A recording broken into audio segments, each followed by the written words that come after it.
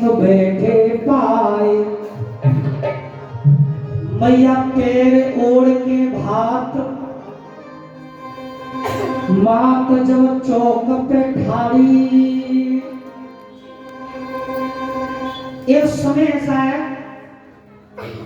कि मैया लक्ष्मी की शादी को 14 वर्ष हुए, कोई संतान नहीं है और बाप का विवाह कर रही है तो मैया भात फेर रही है। मैया रोने लगी, अगर पुत्र होता उसका भात पहन छोचू पहनती है भात पहनती तो खुशी अलग होती। छोचू में कहूँ पहन ना पाई और आज मैं भात पहन रही हूँ। आंखों में आंसू, भैया कह लो बहन रो कर रही है तो कुछ बता का चाहिए। अरे बता दे बहना और क्या लेगी रे, ओ ददरेवा की महारानी। बता दे बहना और क्या लेगी रे, ददरेवा की महारानी।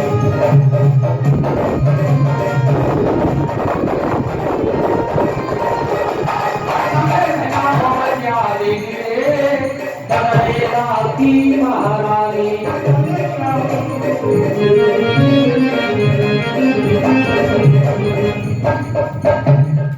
वे थारी थारी ले लेना सारी,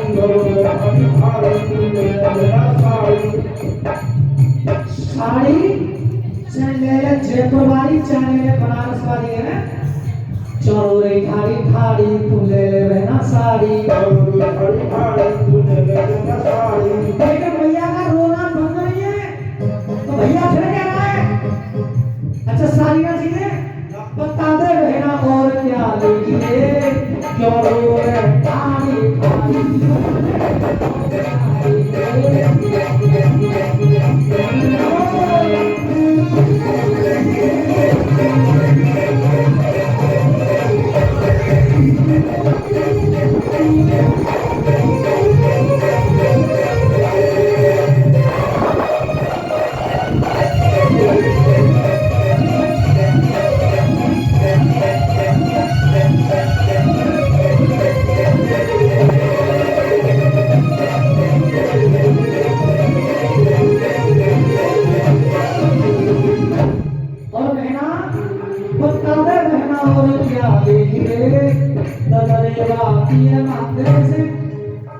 तू महारानी तेरे का उससे की कमी ना है, पर ये भक्त ऐसा होता है जब तू बता का लेगी साड़ी लेगी अच्छा साड़ी ना चाहिए कछु कमी ना है, होती है रेशम की धोती,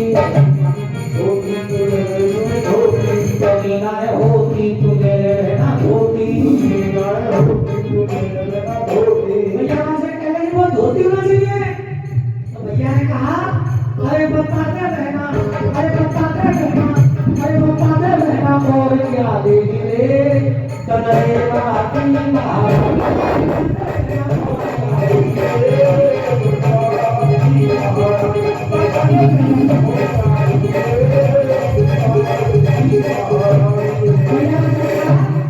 वो चाहिए ना चुनाए जो तू लायो जाए तो बनते दंबाई में और वो क्या चाहिए मेरो मन समझाए वो सीना से लगाए, मन समझाए वो सीना से लगाए, मेरो मन समझाए वो सीने से लगाए, मन समझाए वो सीने से लगाए। अरे और मोरे कछु नहीं चाहिए रे, अरे और मोरे कछु नहीं चाहिए रे, ओ मेरे छोटी दुनिया और मोरे कछु नहीं चाहिए रे,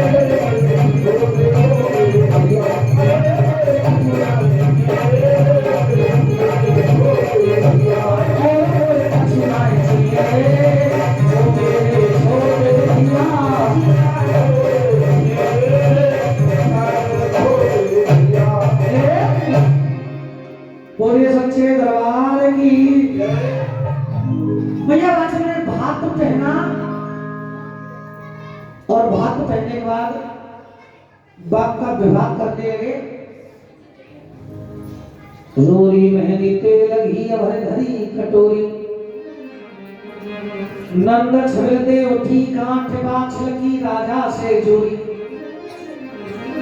राजा के मन भारी चाह राजा ने पहले करोए बाग को,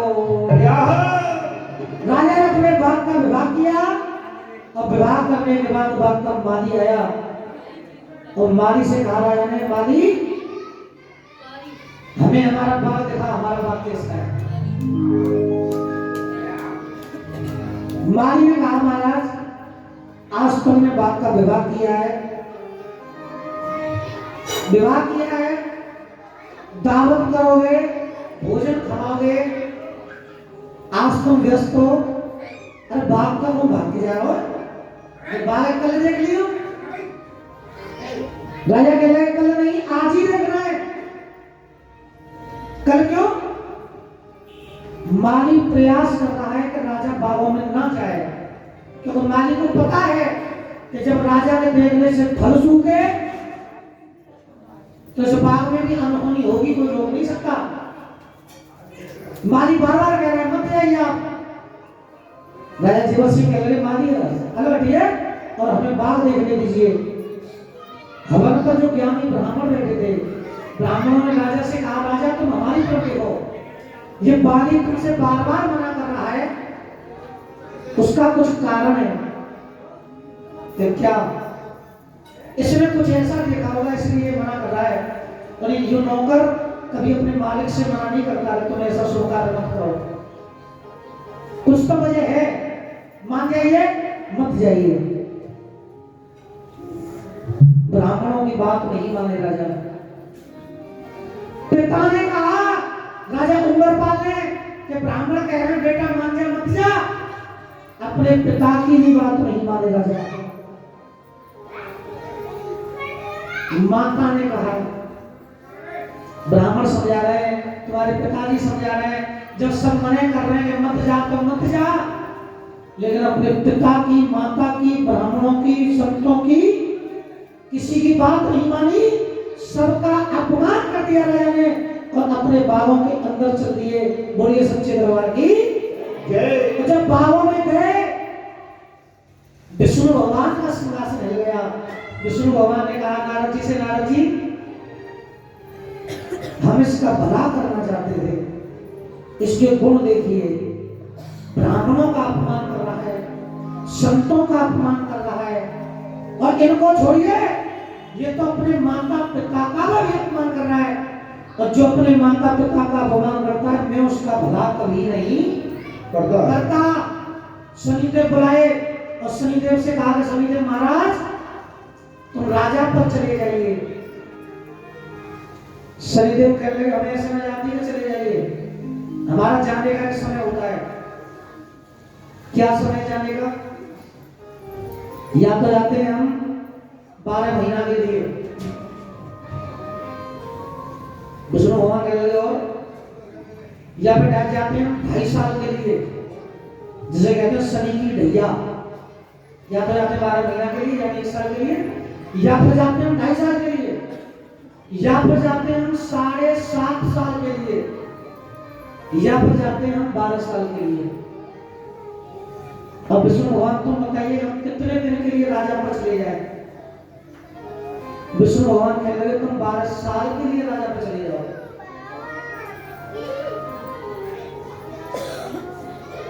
शनिदेव चले, इधर में राजा अपने बाप को देख रहे हैं और शनिदेव बाप के ऊपर बढ़ा रहे हैं, लेकिन शनिदेव को ऐसा मौका नहीं मिल रहा है कि वो बाप का विनाश कर दे या राजा का विनाश कर दे।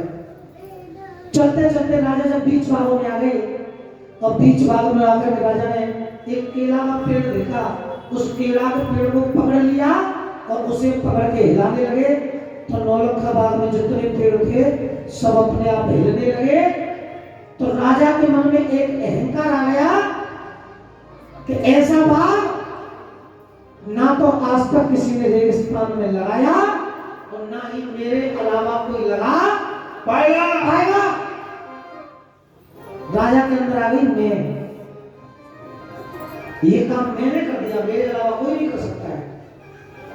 मैं भी 2 प्रकार की होती हूँ जी, मैं 2 प्रकार की होती हूँ। जैसे वो लोग हमसे कहते हैं कि तुम नाथ हो, जोगी हो, क्या तुम बाबा की कथा कर सकते हो? क्या तुम जारी बाबा की कथा गाते हो?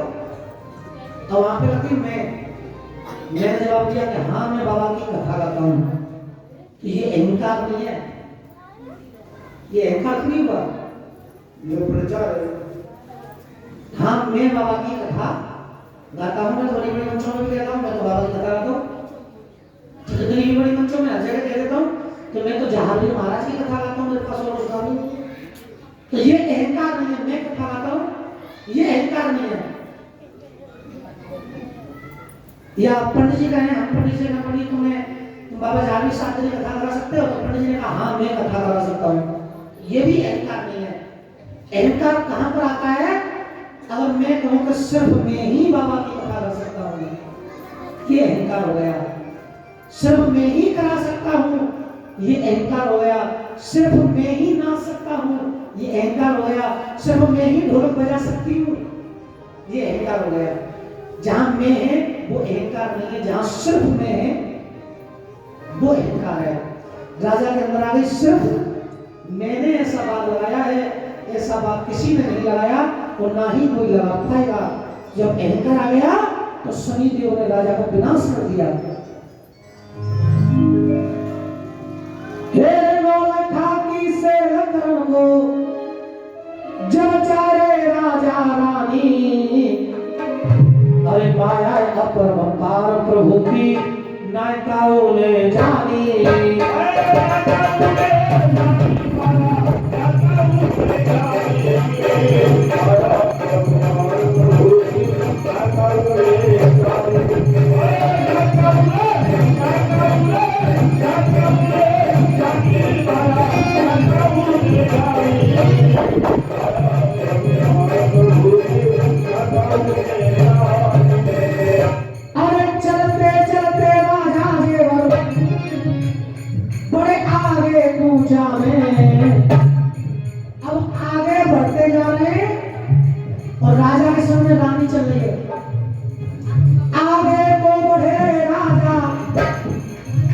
पीछे के बागवा को सूखे, आगे बढ़ते जा रहे पीछे से पत्ते टूट टूट के जमीन पे गिरने लगे, फल टूट टूट के जमीन पे गिरने लगे।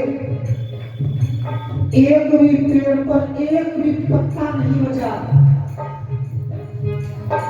आगे को बढ़े राजा पर पीछे के बागवा को सूखे, और देख देख बागन की हालत रानी का दिल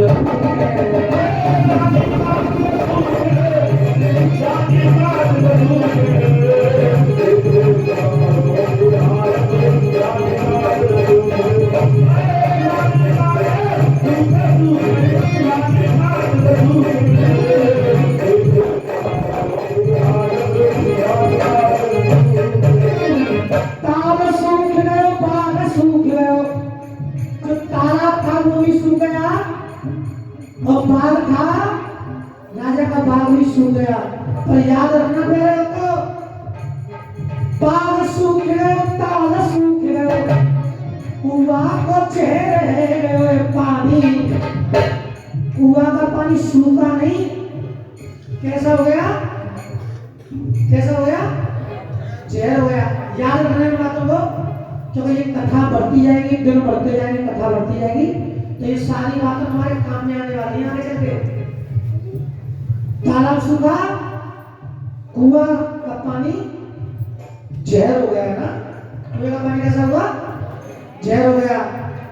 एक ताल सूख गए, बाग सूख गए, पर कुआं को जहर बन रहे पानी। और जिमाया अक्रम पार राम की नायिकाओं ने जानी।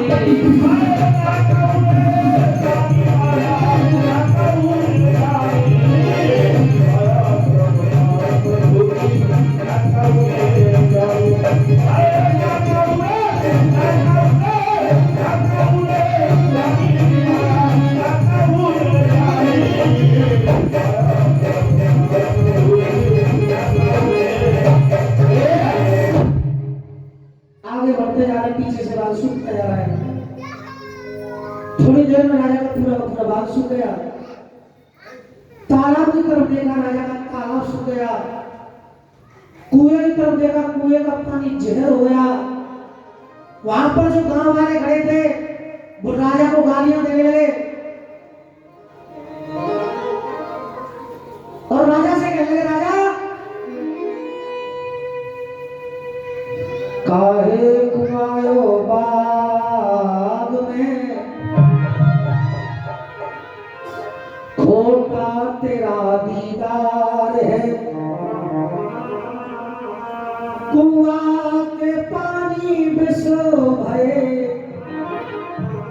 अधवर से भाटी नार है। राजा तू क्यों आया बागों में? अगर तू बागों में नहीं आता तो शायद ये बाग कभी सूखता नहीं, और ये तो बाग था जो तेरे देखने से सूख गया। अगर सुबह सुबह कोई पक्षी मुसाफिर तेरे मुख को देखेगा, अन्न की तो वही चलाई, शाम तक उसे पानी नहीं मिलेगा। तो जैसा पापी इस धरती पर कोई दूसरा नहीं है। तुझे तो ऐसी जिंदगी से कहीं जाकर के मर जाना चाहिए।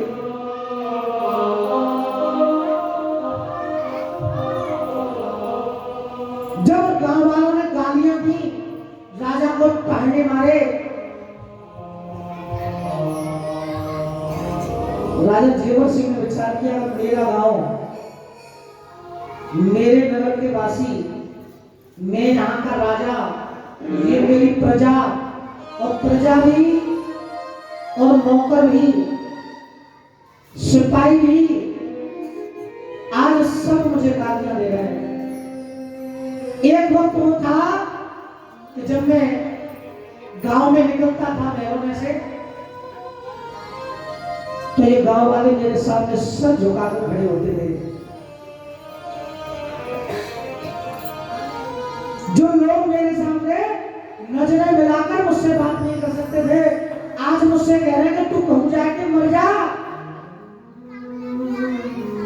जो इंसान कभी सर उठाकर मेरे सामने खड़े नहीं होते थे, आज मेरी तरफ उंगली करके मुझे गालियां दे रहे हैं। तो मेरे ऐसे जीवन से तो मेरा मरना ही अच्छा है। तलवार निकाली म्यान से, करने लगे अपघात। तलवार निकाली और राजा ने अपनी गर्दन पर रख ली और मरने को तैयार हो गए राजा।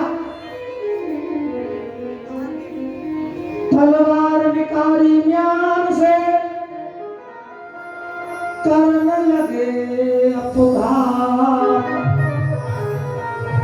रानी बाछिल ने तुरंत राजा को पकड़ लियो हाथ। रानी ने तुरंत हाथ पकड़ लिया। ये क्या कर रहे हैं आप? रानी हम मर रहे हैं।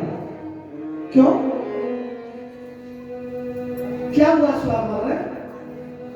रानी ये लोग हमें गालियां दे रहे हैं, हमारे गांव वाले हमें गालियां दे रहे हैं, हमारा बाग सूख गया, हमारा तालाब सूख गया, अब मरे ना तो क्या करें?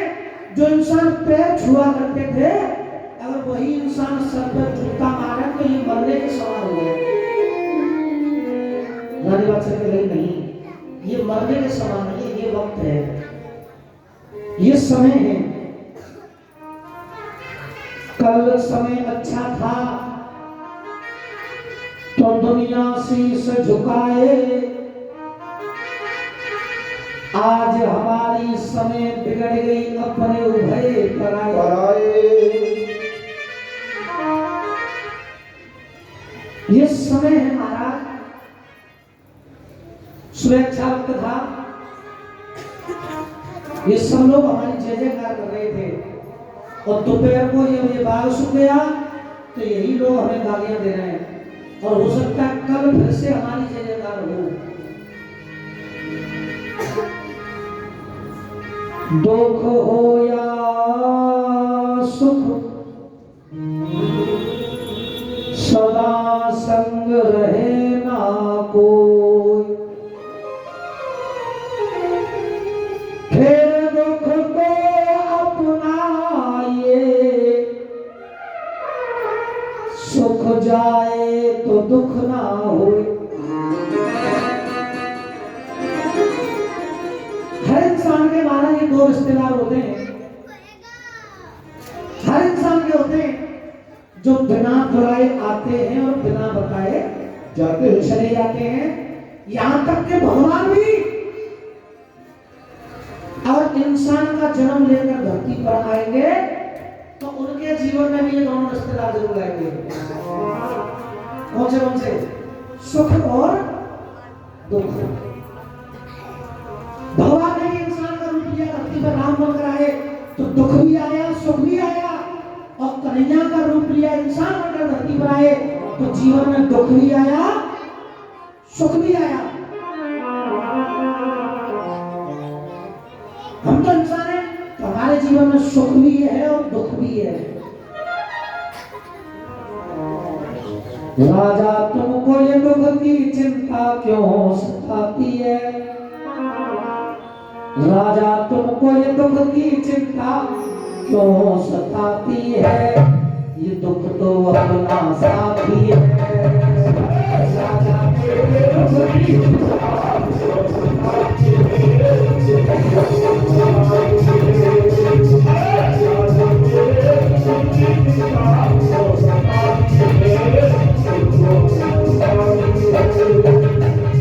सुख है कछाओं ढलती, सुख है कछाओं ढलती, जो आती है जाती है।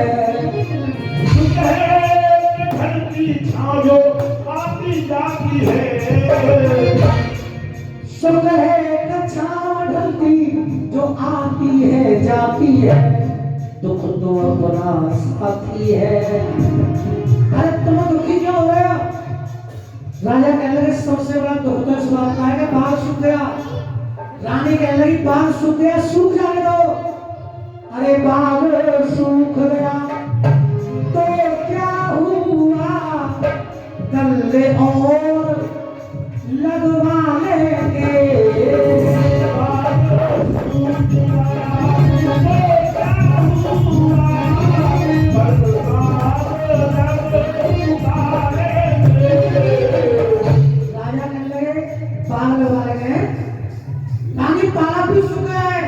रानी कहने लगी तो क्या हुआ? अरे ताल सूख गया तो क्या हुआ, और पानी भर बांधेंगे।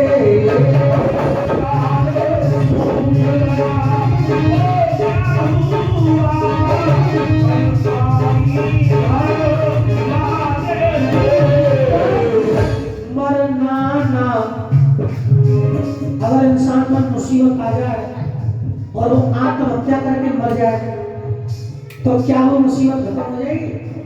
है? नहीं होगी। मरना ना समस्या का समाधान है। अरे मर जाना, अरे मर जाना समस्या का समाधान है। अरे अपने दुख की बात किसी से कही न जाती है। अब यहाँ पर दो बात आती है। लोग कहते हैं दुख बांटना चाहिए, दुख बांटने से कम होता है। कहते हैं ना कि दुख बांटना चाहिए, बांटने से कम होता है। लेकिन नहीं, सत्यता यह है कि सुख बांट लो, दुख ना बांटो। तो दूसरी बात भी तो यही लोग कह रहे हैं, जो लोग कहते हैं बुजुर्ग हमारे कि दुख बांटना चाहिए, बांटने से कम होता है, और वही बुजुर्ग फिर दूसरी बात ये भी कह रहे हैं अपने दुख की बात किसी से कही न जाती है। और क्यों नहीं कही जाती है? अगर किसी से कहो तो दुनिया, अगर किसी से कहो तो दुनिया हंसी उड़ाती है, दुख तो अपना साथी है।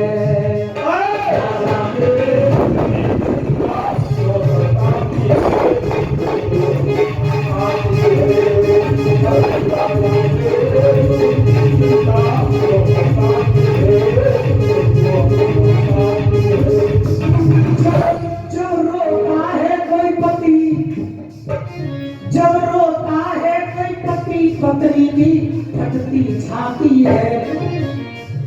अरे रोता है कोई पति, पत्नी की फटती छाती है। अगर पत्नी रो रही है, देखो ये भी सत्य है, जो देखते हैं वो बोलते हैं। अगर पत्नी रो रही है तो आदमी पर इतना भर नहीं करता है। जी ये सही है। आदमी का कहते हो लग जाता है, ऐसे लोग तो नहीं जानी मुझे बोले भैया कौन सा चल रहा है, ये तो ऐसे लोग तो नहीं जानी क्यों।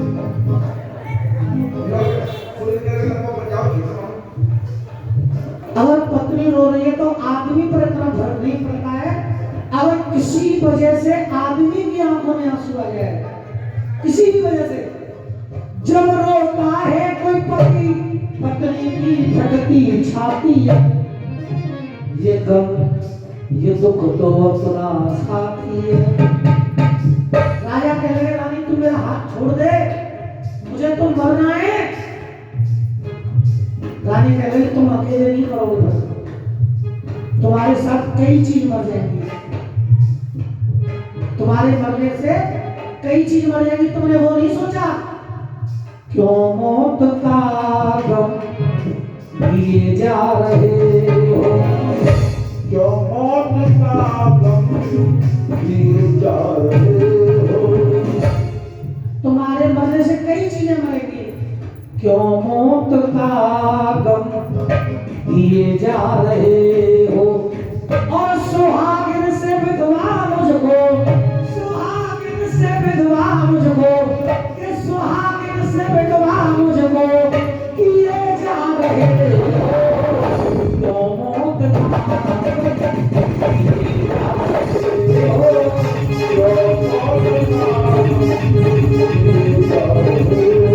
अरे सुहागन से विधवा, अरे सुहागन से विधवा मुझको किए जा रहे हो।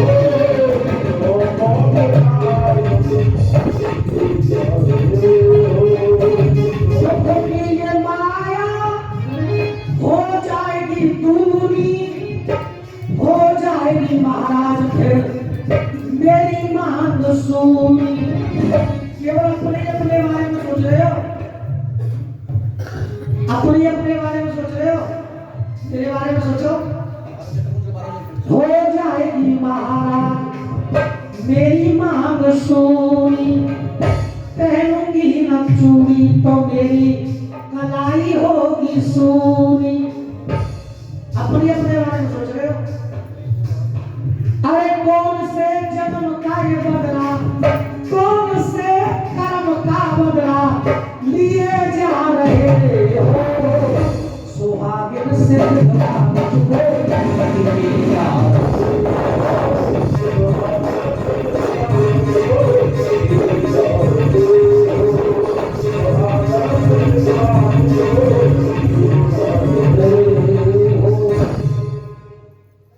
बादशाह महाराज तुम तो आप स्वार्थी बन गए, केवल अपने अपने बारे में सोच रहे हो। अरे मैं तुम्हारी पत्नी हूं, मैंने तुम्हारे साथ में 7 मुहावरे डाली हैं, मेरे बारे में तो आपने सोचा ही नहीं, हमारे बारे में भी सोचिए। राजा ने तलवार छोड़ दी, गले नहीं मर रहे, पर इस गांव में नहीं रहना, मरूंगा नहीं पर इस गांव में रहूंगा नहीं। कहां रहोगे? जंगल में जाऊंगा, भगवान का भजन करूंगा, क्योंकि मेरा ये जीवन तो बेकार हो गया। भगवान का भजन करने से अगले जीवन को तो सुधारूं, तप करूंगा, तपस्या करूंगा, बाबा भोलेनाथ की सेवा करूंगा, ओम नमः शिवाय का जाप करूंगा, लेकिन अब यहां पर लौट कर कभी नहीं आऊंगा। रानी बादशाह कह रही भजन करना ये तो बहुत अच्छी बात है, भजन करना चाहिए। रानी बादशाह यो कहे पति मोए बताए देव आज, कर तुम जाओगे पन तपन को तो फिर कौन चलावे हो। अगर तुम भगवान का भजन करने गए, तुम्हारे जाने के बाद इस राज्य को कौन चलाएगा? इस राज्य का मालिक कौन होगा? राजा जेवर सिंह ने कहा कि मेरे जाने के बाद मेरा छोटा भाई, राजा जेवर सिंह का छोटा भाई मेवर सिंह, मेरे भाई के लिए तुम्हारी बहन भी तो ब्याही है, वो काछल, मेरे जाने के बाद मेरा भाई मेरा राज्य चलाएगा। रानी बादशाह कह रही हाँ बिल्कुल बहुत अच्छी बात है, तुम जाओगे तो तुम्हारा भाई राज्य चलाएगा, ये बहुत अच्छी बात है। अपने भाई के पास चले जाओ। वैसे तो तुम्हारे पिताजी भी अभी है, पिताजी भी तो राज्य चला सकते हैं कि नहीं? पिताजी नहीं चलाएंगे, भाई चलाएगा। रानी ने कहा तो भाई के पास चले जाओ, तो भाई से कह देना कि मेरे राज्य को संभाले। नीली घोड़ी पर सवार राजा जेवर सिंह अपने छोटे भैया को राज्य देने के लिए चल दिए। लेकिन हुआ क्या प्यारे भक्तों, नीली घोड़ी पे सवार भयो जब छोटे भैया के द्वार पे आयो रे, जब देखो भैया ने वो राजा, और भैया ने जब राजा को दूर से आते हुए देखा कि मेरे बड़े भैया ने, जब देखो भैया ने वो राजा, तो मैंने ठाट कर तो रक्त लगायो रे, ठाट कर तो रक्त लगायो रे।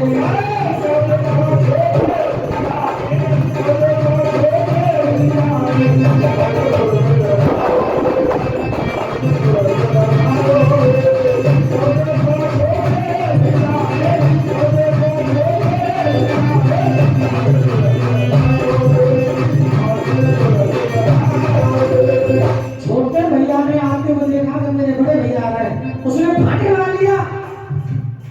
राजा जेवर सिंह दरवाजे पर खड़े हो गए और कहने लगे, ओ भैया और मेरे छोटे भाई। राजा जेवर कहने लगे, नेक मीठी वाणी बोलो रे, हम आए खड़े तेरे द्वारे पे, नेक जल्दी फाटे तो बोलो रे भैया।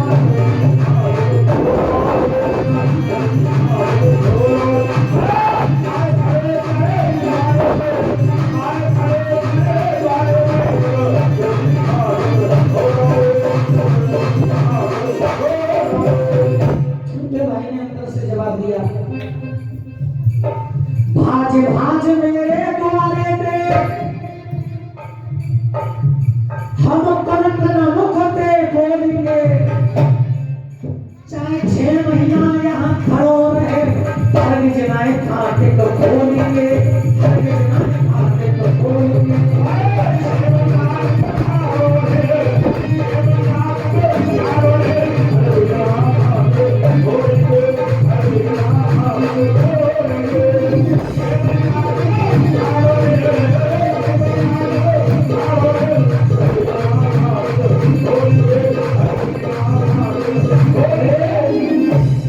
अंदर से छोटे भाई ने जवाब दिया, अरे भाग भाग मेरे द्वारे से, हम कनक न मुख ते बोलेंगे, और चाहे 6 महीना तक रो रहे पर हर जनाए खाते का बोलेंगे।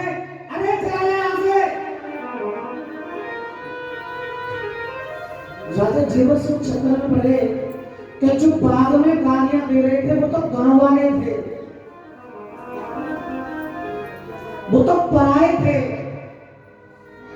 लेकिन जो अपने घर में नहीं घुसने दे रहा है ये तो खास भाई है, ये तो माजाया भाई है।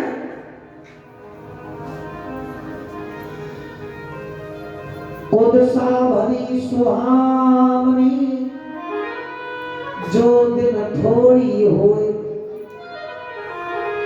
हेतु यार अपने पराए, कुदसा में लख लीजे सब कोई। कुदसा यानी कि मुसीबत, मुसीबत का आना बहुत जरूरी है इंसान पे। कुदसा भली सुहावनी, मुसीबत बहुत अच्छी है, जो दिन थोड़ी होए और थोड़े दिनों के लिए आ जाए, क्योंकि जब तक मुसीबत नहीं आएगी तब तक पता ही नहीं चलेगा कि कौन अपना है कौन पराया है। अच्छे वक्त में पता नहीं चलता कि अपना कौन है पराया कौन है। ये तो मुसीबत आती है तो फिर बता कर जाती है कि तेरा अपना कौन है, तेरा पराया कौन है। और आज इस सूखे बाग ने मुझे सब बता दिया, और इतना बता दिया कि अपना कोई नहीं है। कंठीमाला हाथ लेके राम नाम जपना, और प्रभु के सिवा ना कोई, जब दुनिया में अपना, जब दुनिया में अपना। कंठीमाला हाथ लेके राम नाम जपना, घोड़ी दीनी छोड़ के लई सर पे जटा बनाए, बटको दूध मंगाए के लई सर पे जटा बनाए, हाथ कमंडल चीमटा, गोरे अंग पे लइए भस्म लगाए। राजा ने नीली घोड़ी को छोड़ दिया तेरा जहां मन करे तू जा। लाल वस्त्र पहन लिए, बटका दूध मंगाया, जो सर पे केस थे उनकी जटा बना ली, एक कमंडल ले लिया, एक चिमटा ले लिया और राजा जेवर सिंह भगवान का भजन करने जंगल को चल दिए। अब ना रहनो तदरीवा नगरिया में, अरे नगरिया में मेरे बस गए प्राण समरिया में। जंगल की राजा ने शर्त लगाई, जब आगे बढ़े गांव से बाहर निकले, आगे बढ़े याद रानी की आई आई। जैसे आगे बढ़े गांव से बाहर निकल गए, सो मन से एक आवाज आई कि हाय मेरी रानी मेरा इंतजार कर रही होगी। मोह ने राजा के पैर पकड़ लिए, मेरी रानी मेरा इंतजार कर रही होगी। मेरी रानी तो यूं समझेगी कि भैया तो मिल गए हैं, मेरी रानी तो नहीं समझेगी भैया तो मिल गए। रानी को क्या पता कि हम जंगल जा रहे हैं। एक बार रानी से और मिल आए, उसके बाद भगवान का भजन करने जाएंगे। आज महात्मा के भेष में अपने ही दरवाजे पर खड़े होकर के राजा जेवर सिंह ने शंख बजा दिया। चाहते महलों के अंदर आ जाते, राजा जेवर सिंह चाहते तो महलों के अंदर रानी के पास आ जाते, लेकिन नहीं आए। क्यों नहीं आए? क्योंकि राजा के वस्त्रों ने राजा को दरवाजे पर ही रोक दिया। नहीं, तू महात्मा है, घर के अंदर मत जा, बाहर ही खड़ा रहे। ये जो वस्त्र होते हैं ना, ये इंसान की सोच बदल देते हैं। वस्त्र होते हैं इंसान की सोच बदलने का काम करते हैं। जैसे तुम कपड़े पहनोगे, तुम्हारे दिमाग पर वैसा ही प्रभाव पड़ेगा। लाल वस्त्र है, महात्मा का भेष है, दरवाजे पर खड़े हैं, दरवाजे पर से शंख बजा दिया राजा ने। फिर महलों में नहीं जाऊंगा, क्योंकि इन महलों पर अब मेरा कोई अधिकार नहीं है, क्योंकि हम तो महात्मा हो गए।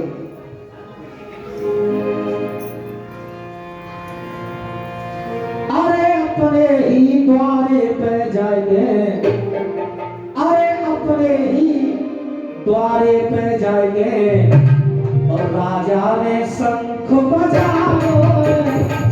अपने ही द्वारे पे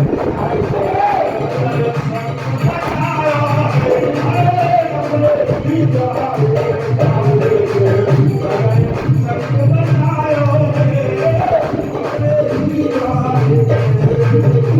अपने ही द्वारे पे जाएंगे, राजा ने शंख बजाओ।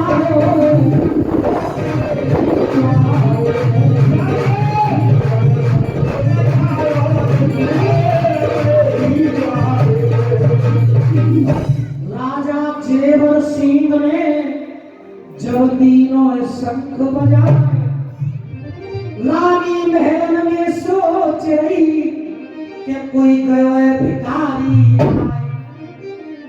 पति ने शंख बजाया, लेकिन रानी ने समझा कि कोई महात्मा आ गया, कोई संत आ गया, कोई भिखारी आ गया। अरे रानी ने बांधिए थार पकड़ायो। अरे अपने ही द्वारे पे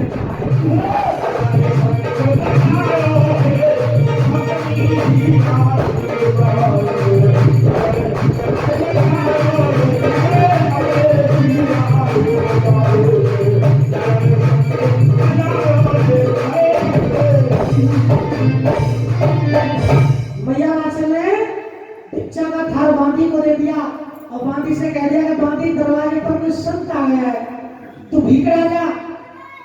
भिक्षा को थार ले बांधी चली, आई अपने द्वार। जब राजा देखे द्वार पे, तो बांधी लौट के आई पिछाड़, बांधी लौट के आई पिछाड़। रानी से कहा कि कोई महात्मा नहीं है, कोई संत नहीं है, कोई साधु नहीं है, कोई भिखारी नहीं है, प्यारे पिया जोगी बन गए।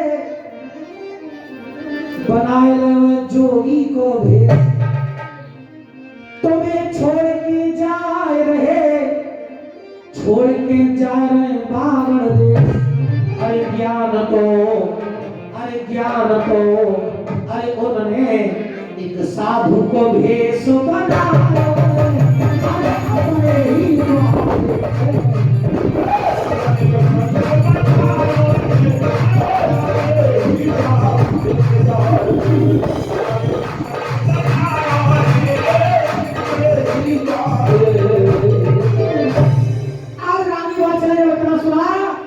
मेरे पति ने महात्मा का वेश बना लिया है। मैया बच्चे ने भागी चली आई और आते ही मैया ने अपने पति के पैर पकड़ लिए। ये क्या किया आपने? रानी अब भजन करने जा रहे हैं। रानी बादशाह ने कहा भजन ही तो करना है, भजन तो कहीं पे भी कर सकते हो, घर पे कर लीजिए, बागों में कर लीजिए, तुम करना भगवान का भजन यहीं पर रहिए, यहाँ पर रहकर ही तुम भगवान का भजन कीजिए। तुम करना भगवान का भजन और मैं करूंगी अपने पति की सेवा। तुम्हारे लिए पिता परमेश्वर है, लेकिन मेरे लिए तो पति ही परमेश्वर है। राजा ने कहा रानी केवल तुम्हें इतना बताने आए कि हम जा रहे हैं, हमारे पैरों को छोड़ दीजिए। रानी बादशाह कह रही तुम जाओगे तो मैं संग चलूंगी। राजा कह रहे नहीं रानी, हम तुमको साथ ले जाएंगे, तुम्हारी तप नहीं होगा, हमारा योग नहीं होगा, हमारा योग भंग हो जाएगा। रानी बादशाह कहने लगी मैं चलूंगी। अपनी रानी में ठोकर मार दी राजा जीवन सिंह ने, और रानी बादशाह में ठोकर मार करके और जंगल की तरफ चल दिए। रानी में ठोकर मार के चले गए, अरे रानी में ठोकर मार के चले गए, अरे रोती रह गई है बादशाह ठोकर मार के चले गए, रोती रह गई है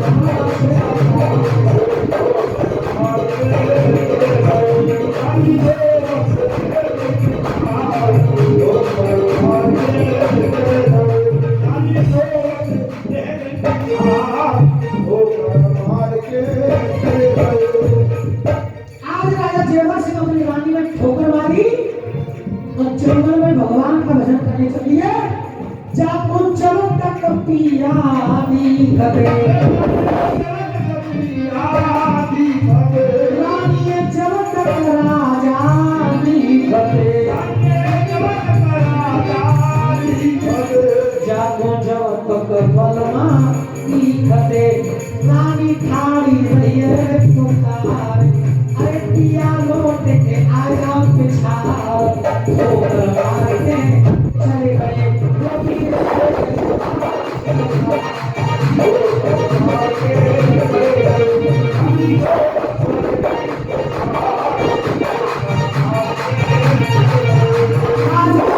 राजा लौट के पीछे नहीं आए,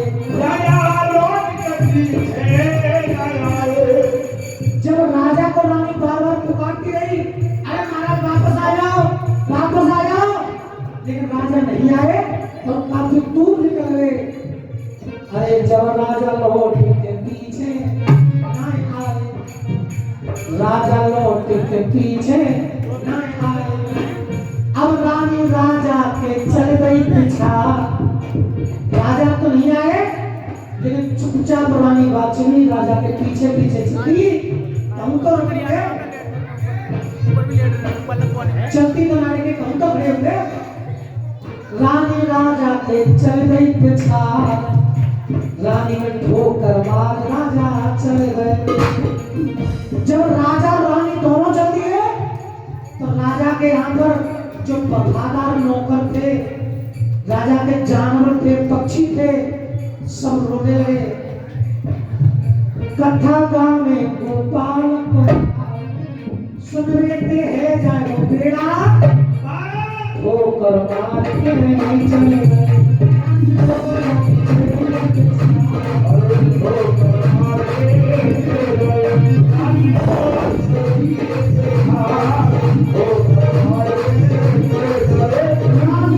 रानी पीछे पीछे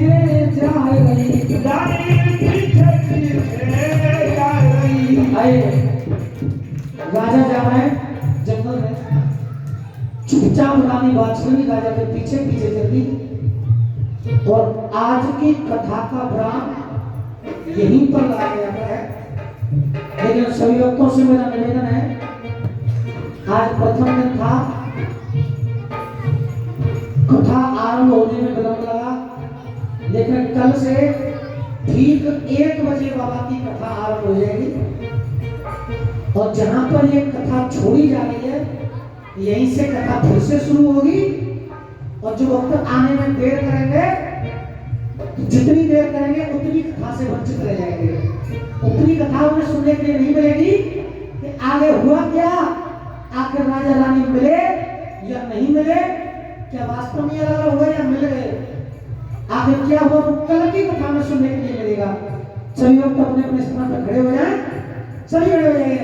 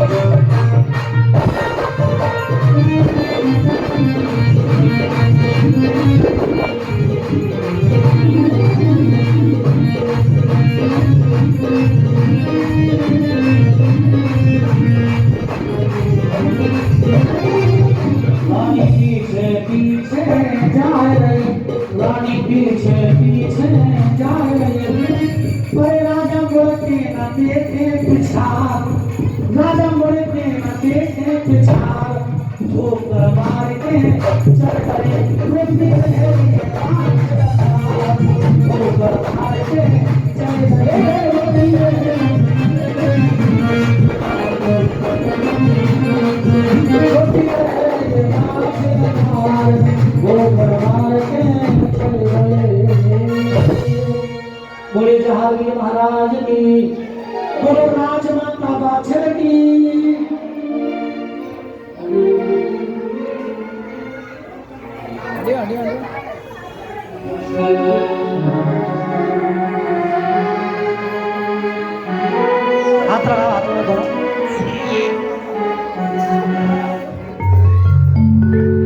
जा हर वीर हरे, जय जय गोगा वीर हरे, भक्त तुम्हारी करे आरती, चरणों शीश धरे, जय जा हर वीर हरे।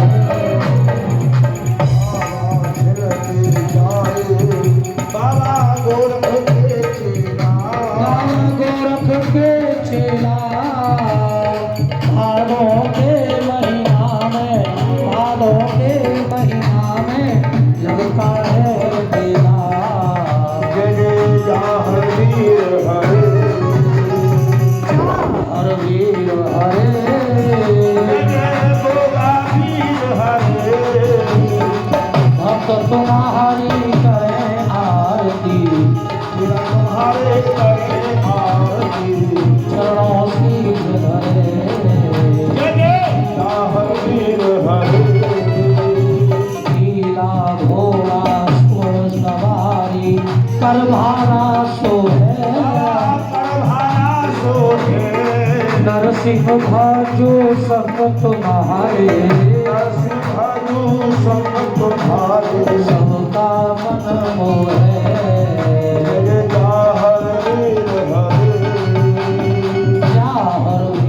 हरे, गोगा वीर हरे, भक्त तुम्हारी करे आरती, तुम्हारे करे आरती, चरणों शीश धरे, जा हर वीर हरे। गजरी वन से गोरख आए, बाण गाय उतरे, सूखे पड़े बगीचा, हरे गए हरे भरे, जय जय जा हर वीर हरे, जा हर वीर की आरती, जो कोई मर गावे, कहे गोरख बा